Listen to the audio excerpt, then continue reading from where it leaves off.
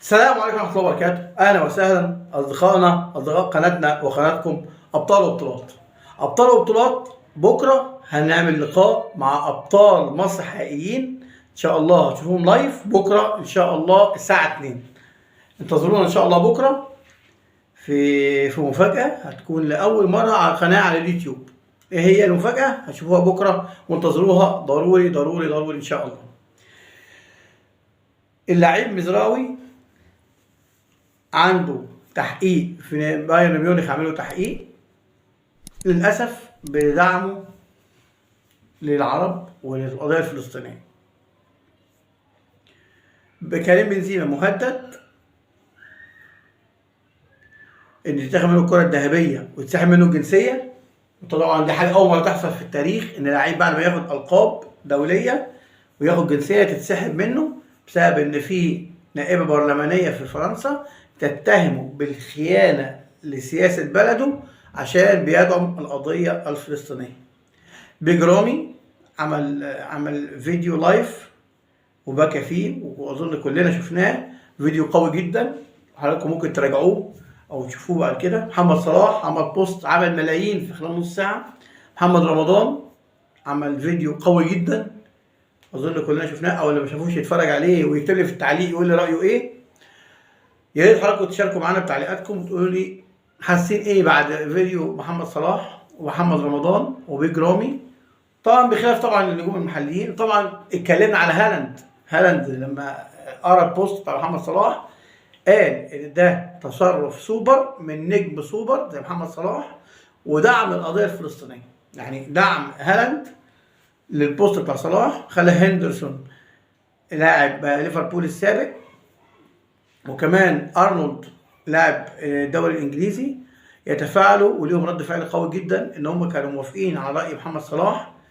وبوست محمد صلاح زي ما انا قلت قبل كده مره واثنين وثلاثه، وبالتالي انا كنت من اوائل الناس اللي اتكلمت في موضوع ان محمد صلاح سكوته علامه استفهام كبيره، ودليل ان محمد صلاح يا خايف يا غير مقدر الموقف. وانا اظن محمد صلاح بيقدر الموقف ده تمام، بدليل ان هو كان بيتبرع للهلال الاحمر المصري عشان خاطر القضيه الفلسطينيه. وعامل دعوه ان شاء الله في مباراه يوم الثلاث للاهلي. الاهلي عامل مفاجآت كتير هقول لكم عليها بكره ان شاء الله، حصريات بكره ان شاء الله قبل ماتش سيمبا، هقول لكم على حصريات هتحصل ان شاء الله في ماتش العوده. الاهلي بكره هيلبس اسود حدادا على الفلسطينيين، وانا كمان تشرفت ان انا النهارده حبيت اعمل حلقه وطلعت مخصوص لابس اسود عشان خاطر دعم لاخواتنا الفلسطينيين وشهدائنا الفلسطينيين.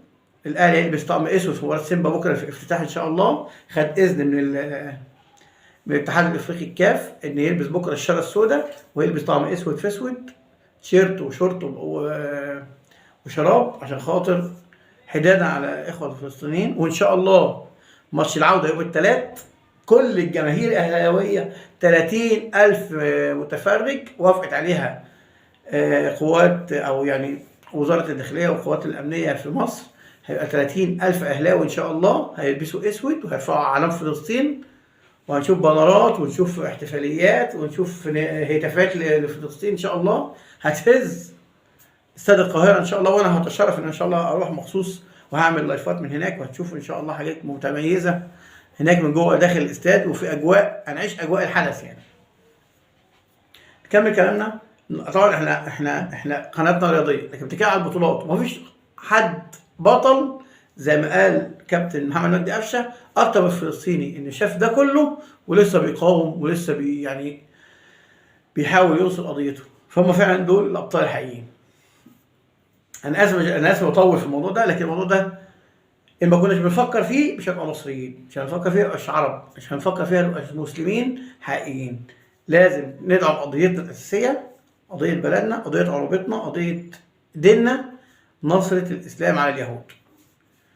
وانا مع الناس اللي طلبت يعني بوقف العلاقات مع اسرائيل على اللي عاملينهم في الفلسطينيين، بسحب السفير ووقف العلاقات الدبلوماسيه لغايه لما هم يعني يوقفوا المذابح والمجازر وكل الانتهاكات الانسانيه اللي بيعملوها مع اخواننا الفلسطينيين.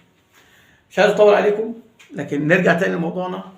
لازم كمشجعين وكمتفرجين وكعرب ننشر بوستات اللعيبه المشاهير عشان الناس كلها تعرفها، وننشر السلبيات بتاعت الانديه بتاعتهم عشان انديتهم تتوقف عن التنمر عليهم وايذائهم. في لعيبه اتفسخت عقودها، في لعيبه دخلت تحقيق، في لعيبه اتهددت بالايقاف. لازم احنا ندعم كل اللعيبه العرب اللي وقفوا جنب قضيتنا. احنا ما يملك الا الدعاء والبوستات اللي احنا ممكن ننشر بيها الموضوع، وربنا يسهل الحال ان شاء الله، تكون غمه وتنزاح، وان شاء الله نعيش في امان، ويا رب انصر اخواننا الفلسطينيين.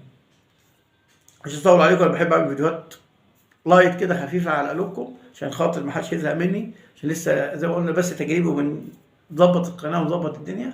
فان شاء الله لو انت مش مشترك اشترك معانا وفعل زر الجرس، ان شاء الله هتلاقي كل جديد. وفي بنعمل حاجات شورت كده صغيره فيها اخبار خفيفه ان شاء الله تعجبكم وتنال يعني استحسانكم. كان معاكم احمد زيكو على قناتنا ابطال وبطولات. تابعونا ان شاء الله تجدوا كل جديد وكل حاجه تليق بيكم. السلام عليكم.